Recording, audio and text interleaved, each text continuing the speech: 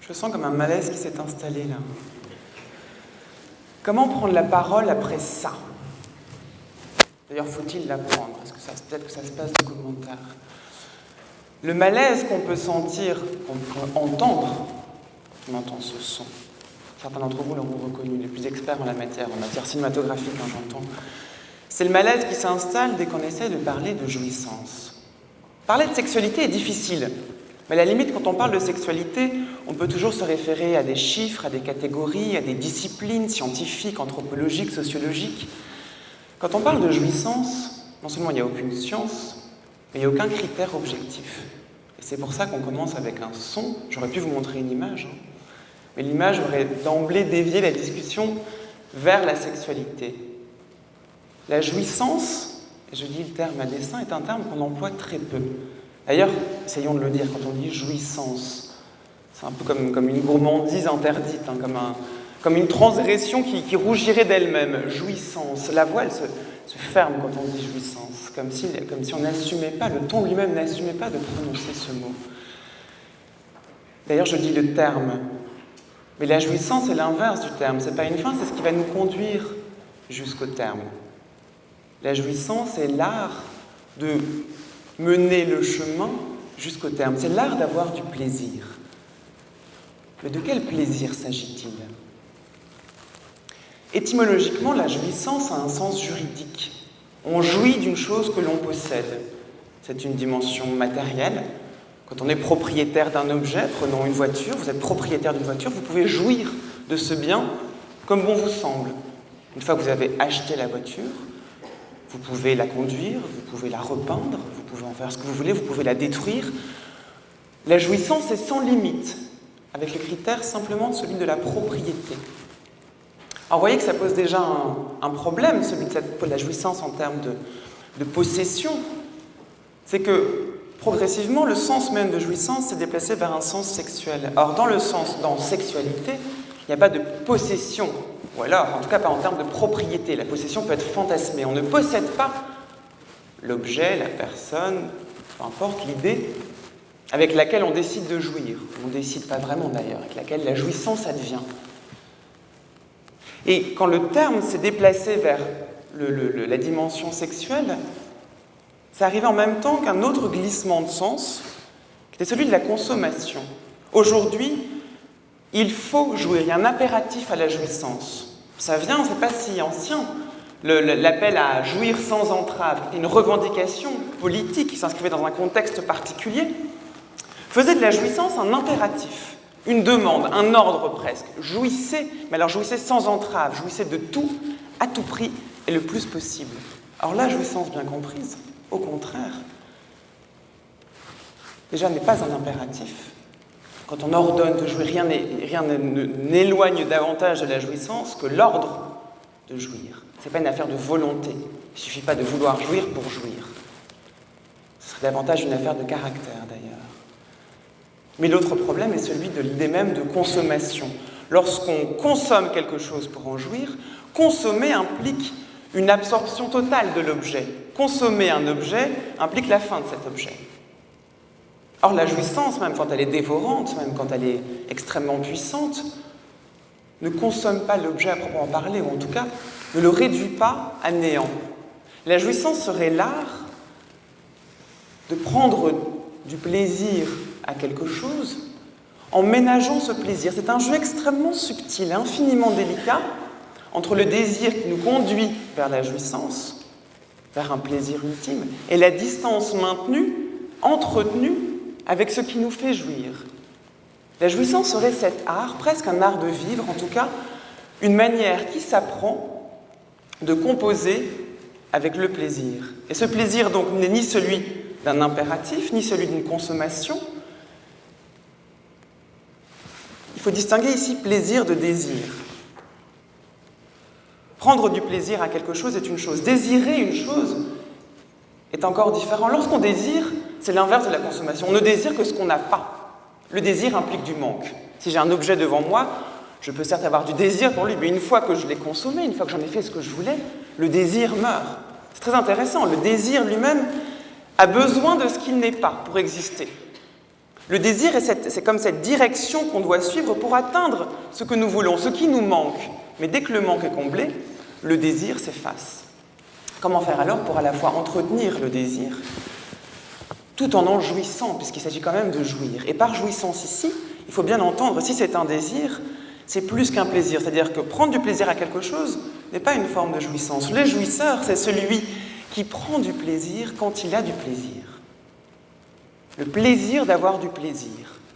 C'est facile à dire, c'est extrêmement difficile à faire.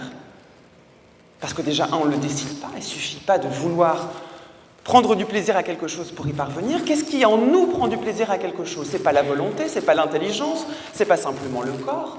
Sinon, on serait tous égaux face à la jouissance. Or, ce n'est pas le cas. Albert Camus, le philosophe, disait « Il faut une rare vocation pour être un jouisseur ».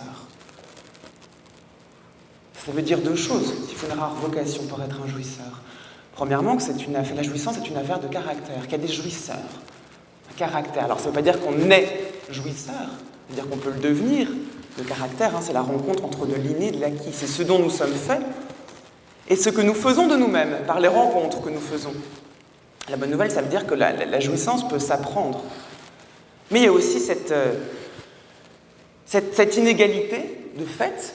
On est bien loin du droit aussi, même si peut-être que le droit est là pour résorber les inégalités, mais en termes de jouissance, comment faire? Parce qu'encore une fois, la différence de la sexualité, c'est pour ça que je suis partie de cette idée, la jouissance est quelque chose d'infiniment subjectif et d'impartageable. C'est pourquoi il est si difficile de parler de la sexualité, mais il est quasiment impossible, voire inaudible, inouï, de parler de la jouissance. Et ça paraît même superflu. Pourquoi en parler? Pourquoi en parler? D'ailleurs, ça a été très peu fait. Il y a très peu de références, d'études sur la jouissance. Les textes qu'on trouve, les questions de jouissance sont rares et nomment très peu les choses. Il y a comme un impensé qui est passionnant, justement pour la pensée, de voir, mais qu'est-ce qui se joue dans ce terme-là de jouissance, ce mot de jouissance, dans cet acte de jouissance? Qu'est-ce qui se joue? Que recèle ce terme qui explique la réticence que nous avons à en parler? Ce n'est pas simplement un tabou social, une question de pudeur.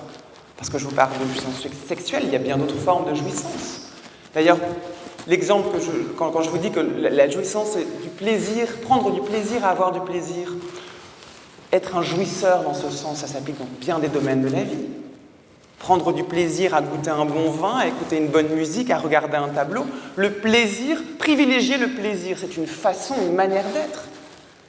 Mais encore une fois, il y a la forme, la façon de le faire et ce qu'il se passe à l'intérieur. Et c'est là où je veux en venir, c'est que est-ce que la jouissance, finalement, ne serait pas toujours une forme de mystère? Et que la difficulté que nous avons à en parler, c'est que nous ne pouvons jamais la nommer telle qu'elle.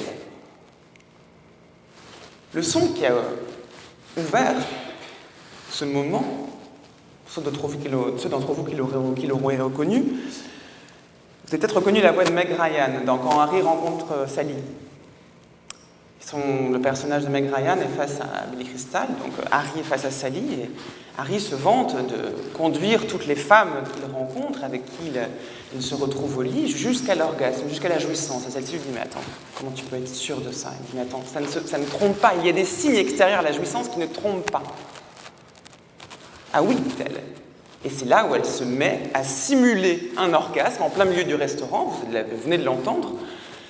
Impossible de savoir, quand on entend le son, s'il s'agit d'une jouissance réelle ou non, d'un orgasme réel ou non, parce que ce n'est pas la même chose. On peut jouir sans orgasme, mais un orgasme ne conduit pas forcément à la jouissance.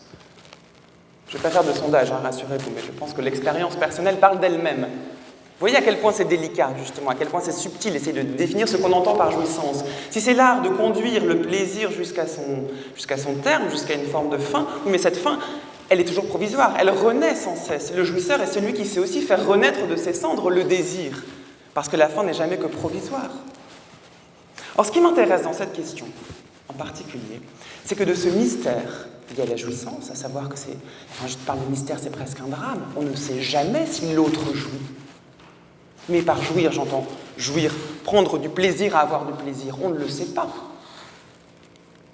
Eh bien, de ce mystère, on en a fait, quand je dis on, Les hommes en ont fait l'apanage du féminin.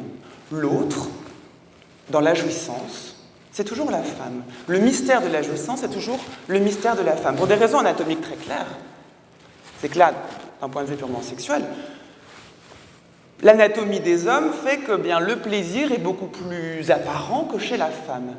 Mais comment, de cette différence anatomique, a-t-on pu en conclure une différence de nature de la jouissance? Pourquoi? Parce que la jouissance, du constat que la jouissance féminine était plus difficile à observer, on en a déduit qu'elle était non seulement absolument autre, absolument mystérieuse, mais infiniment supérieure. C'est un mythe, au sens propre du terme. Dans les Métamorphoses d'Ovide, on rencontre le personnage de Tirésias, qui est aveugle. Et on apprend les raisons de sa cécité. C'est qu'un jour, Jupiter et Junon, après un moment de détente au lit, de tension puis de détente, discutent et Jupiter dit à son épouse, Junon, il dit « Mais j'envie ta volupté, j'envie la capacité infinie que tu as à jouir. » Et celle-ci lui dit « Mais comment peux-tu dire ça? Enfin, qu'est-ce que tu en sais? Par définition, on ne sait jamais comment l'autre jouit. » Et il dit « Mais c'est évident, je le vois, je l'entends. » Tous les deux n'arrivent pas à se mettre d'accord et donc ils vont consulter Tirésias parce que Tirésias a eu l'occasion, pendant 7 années de sa vie, de vivre dans le corps d'une femme. C'était une punition. Il a interrompu un coït entre 2 serpents et les dieux, pour le punir, l'ont transformé en femme pendant 7 ans. Au bout de 7 ans, il a pu sortir de sa punition en reproduisant le même geste et cette fois-ci, il est redevenu homme. Donc lui seul sait, c'est le premier transgenre de l'histoire, je tiens à le signaler. Donc lui seul sait à quoi ressemble la jouissance masculine, à quoi ressemble la jouissance féminine. Jupiter et Junon vont donc le consulter. Tirésias dit « De mon humble expérience, 7 années quand même, j'en ai conclu que la jouissance féminine était infiniment supérieure à la jouissance masculine. » Suite à quoi Junon, après avoir entendu ses propos, le punit à nouveau, et cette fois-ci en lui retirant la vue. Et ma question, la question à laquelle personne n'a jamais répondu, est celle de savoir pourquoi Junon punit Tirésias. Et c'est parce qu'il a révélé le mystère de la supériorité de la jouissance féminine, et qu'elle lui en veut, parce qu'elle voulait que ça reste un mystère, et qu'il y ait une espèce d'absence de conclusion sur la question, ou bien parce qu'elle-même, Junon, en tant que femme, ne jouissait pas vraiment, ou pas bien, ou même pas du tout, et qu'elle en voulait à Tirésias de reproduire un mythe qui en fait lui nuit, et qui n'est qu'une étiquette que l'on accole sur la jouissance féminine. Ce que je veux dire par là, c'est que s'il y a une différence entre la jouissance masculine et la jouissance féminine, et c'est une vraie question, pourquoi faudrait-il genrer la jouissance? Si on part du principe que c'est un mystère et c'est une expérience absolument subjective et impartageable. Alors certes, un homme joue différemment d'une femme, mais une femme ne joue pas de la même façon qu'une autre femme, et un homme ne joue pas de la même façon qu'un autre homme. Il n'y a absolument aucun sens à genrer la jouissance. Et pourquoi, à partir de là donc, est-ce qu'on a voulu en déduire une espèce de supériorité de la jouissance féminine? Eh bien parce que les rares personnes qui n'ont jamais pensé la jouissance, certains l'ont fait, les psychanalystes, Lacan pour ne pas le nommer, fait de la femme le grand autre, c'est toujours l'autre, l'altérité. Et cette femme, le féminin, dit-il, qui n'est pas forcément l'apanage des femmes, vous le savez, le féminin et le masculin sont 2 composantes qu'on peut retrouver dans un corps de femme comme dans un corps d'homme, eh bien il est plus commode de nommer l'autre, la femme, eh bien d'identifier cette altérité au mystère lui-même de la jouissance. De la jouissance, on n'aura jamais la clé, parce que la femme, c'est toujours l'autre.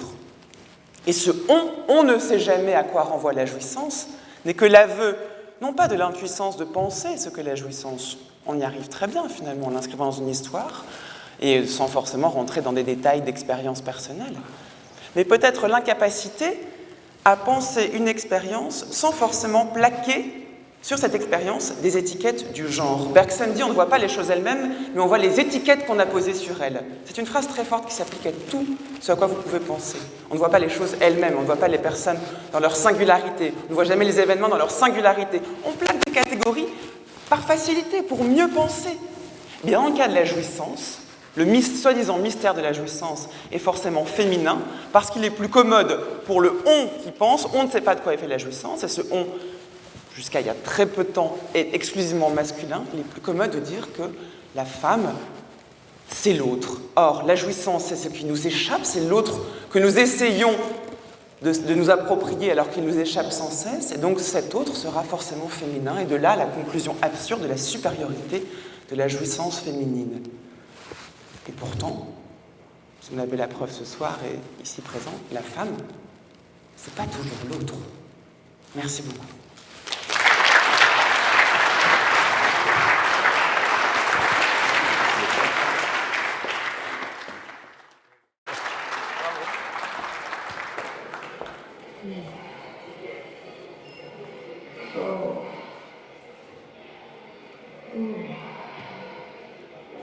You okay?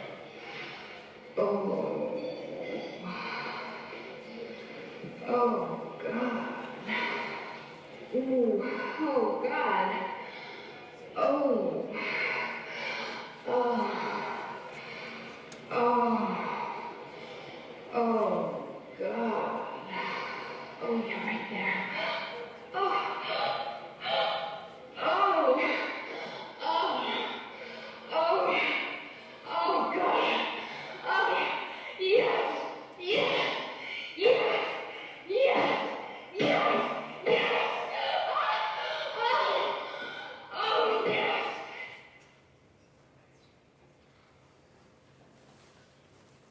Je sens comme un